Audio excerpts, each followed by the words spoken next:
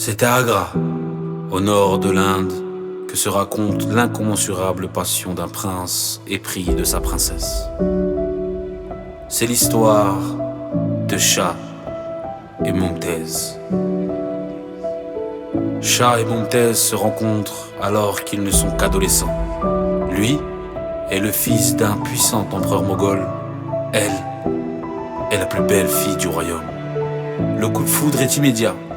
Et comme dans toutes les grandes histoires d'amour, des obstacles se dressent entre les deux héros qui luttent pour leur précieux, heureux à jamais. Les mariages vont bon train dans l'Empire, ce qui contraint le prince à épouser deux autres jeunes filles avant enfin d'épouser sa bien-aimée Mumtaz. Favorite, la princesse dépasse le rôle qu'on concède alors aux épouses d'un monarque. Elle épaule et guide Shah dans ses projets de conquête et d'exploration. Elle l'accompagne même sur les champs de bataille. Leur idyllique est telle qu'elle attise la jalousie de la cour royale. Mais peu importe, plus rien n'arrête nos deux amoureux. D'ailleurs, ensemble, ils mettent au monde 13 enfants. On dit que les fruits de leur union avaient la beauté de leur mère et la prestance de leur père. La vie semble sourire à Shah et Mumtaz. Mais encore une fois, comme dans toutes les grandes histoires d'amour, un drame scelle le destin de nos deux héros, cristallisant leur passion dans le temps à l'envieux statut de légende. Mumtaz meurt tragiquement à 40 ans, en donnant naissance à leur 14e enfant. Juste avant de mourir, elle lui arrache la promesse d'édifier un monument égal à la pureté de leur amour commun et indestructible. Un lieu de culte significatif de leur éternelle passion, l'un pour l'autre.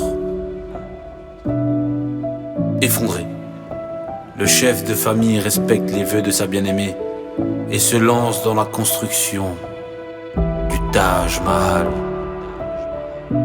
Les plus belles pierres précieuses d'Inde et du monde le recouvriront. Sa réalisation en marbre blanc et pur, à l'image de l'amour que les époux se portaient, est une merveille. Il le conçoit de façon à ce qu'il résiste au plus terrible des tremblements de terre, dans l'idée que son effondrement se tournerait vers l'extérieur, et non sur le tombeau de sa dulcinée, en face duquel il prévoit un espace pour sa future sépulture. La légende dit qu'il finit par mourir, tourné vers cette lumière, celle de son amour éternel. Emblème de l'Inde, le Taj Mahal attire des couples du monde entier pour sa beauté et son histoire. Le poète Rabindranath Tagore nous dit: le Taj Mahal s'élève sur les berges d'un fleuve comme une larme suspendue sur la joue du temps.